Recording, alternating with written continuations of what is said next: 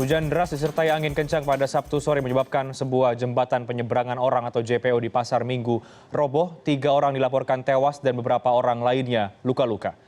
Kejadian berlangsung pada pukul 15:07 sore. Sebuah minibus yang melintas tertimpa jembatan yang ambruk. 1 korban yang sempat kritis akhirnya meninggal dunia sehingga total korban tewas menjadi 3 orang.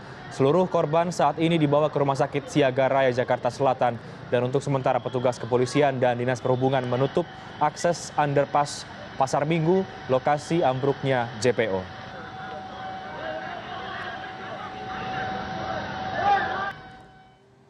Dan untuk mengetahui perkembangan penanganan lalu lintas serta pembersihan runtuhan jembatan penyeberangan orang di Pasar Minggu, kita bergabung dengan koresponden Edo Ekariski di lokasi kejadian saat ini. Edo, bagaimana situasi terkini di lokasi robohnya JPO? Kalau saya lihat di belakang Anda, ini masih ada sejumlah runtuhan jembatan penyeberangan orang yang belum dipindahkan.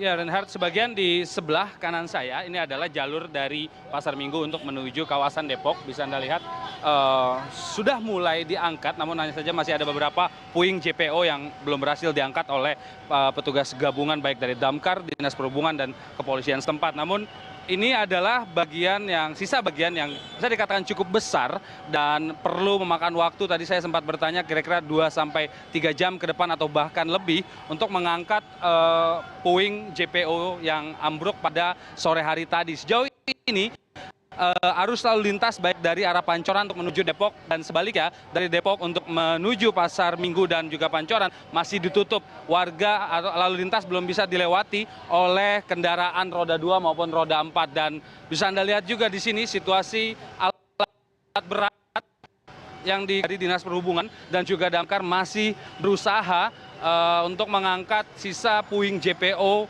yang bisa dikatakan cukup besar. Puing JPO yang tersisa di sini merupakan tadi Jarod Saiful Hidayat memantau langsung tempat kejadian ini dan menyatakan bahwa runtuhnya atau robohnya jembatan penyeberangan orang yang terjadi pada saat hujan deras dan angin itu salah satunya diakibatkan oleh adanya reklame yang cukup besar yang ditempel dalam JPO. Kalau bisa kita lihat di sini, panjang dari reklame ini kurang lebih ada sekitar 3 meter lebih dan angin kencang diduga semakin membuat berat reklame tersebut sehingga membuat JPO ini roboh. Pemerintah sejauh ini belum menyatakan ada permasalahan dari konstruksi JPO yang sudah dibangun sejak tahun 2002 ini. Proses perawatan dikonfirmasi oleh Dinas Perhubungan terakhir dilakukan pada tahun 2013 lalu dan pemerintah sejauh ini memang masih menganalisa masalah penempatan reklame dengan ukuran yang melebihi aturan yang ada yaitu 1 meter itu menjadi penyebab terjadinya robohnya JPO ini sendiri. Dan kalau saya lihat di sini Reinhardt ada sekitar 8 alat berat yang dikerahkan oleh Dinas Pemadam Kebakaran dan juga Dinas Perhubungan beserta kepolisian setempat untuk terus berupaya agar reruntuhan ini bisa atau puing dari JPO ini bisa diangkat dan lalu lintas bisa kembali normal.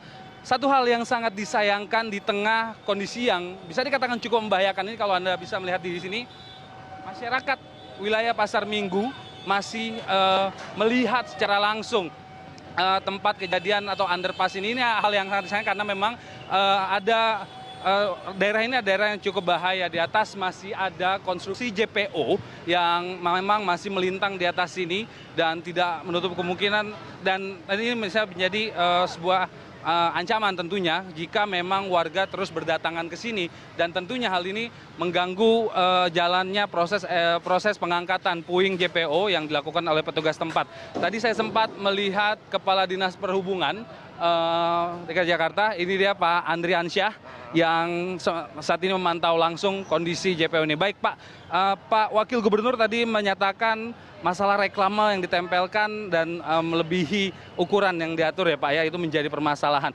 Mungkin dari Disub yang melakukan proses perawatan bahkan pembangunan di awal ini melihatnya seperti apa Pak?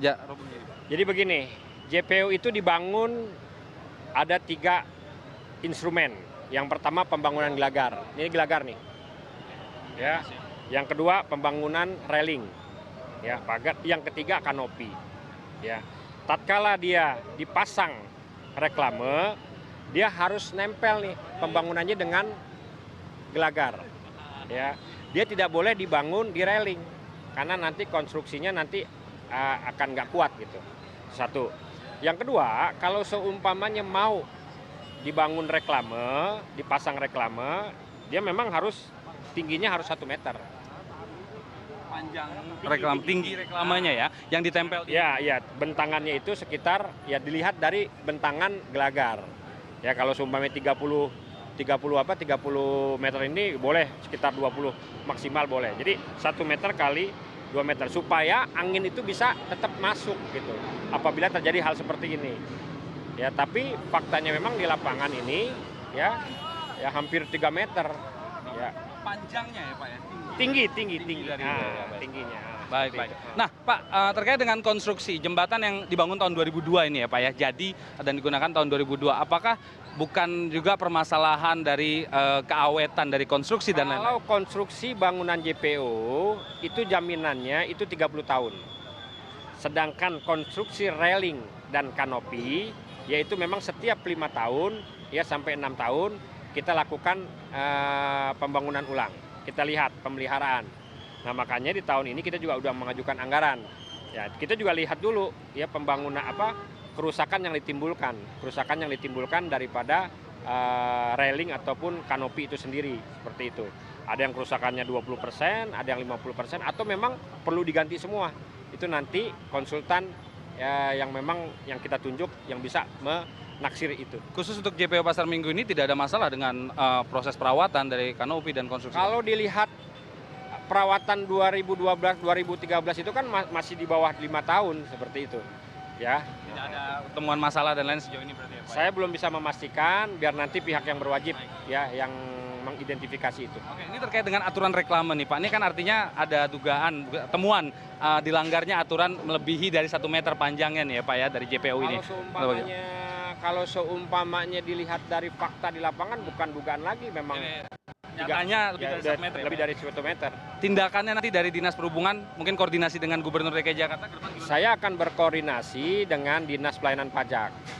Ya, karena masalah reklame kan kewenangan dari Dinas Pelayanan Pajak ya untuk menertibkan ya reklame-reklame yang tidak sesuai dengan ketentuan. Untuk JPO termasuk JPO yang lainnya semuanya seperti itu. Ya. Jadi semua JPO juga akan dievaluasi lagi? Iya, pastinya seperti itu. Baik, Pak Andriansyah, terima kasih banyak atas waktunya dan semoga masalah ini cepat diselesaikan ya Pak ya. Baik.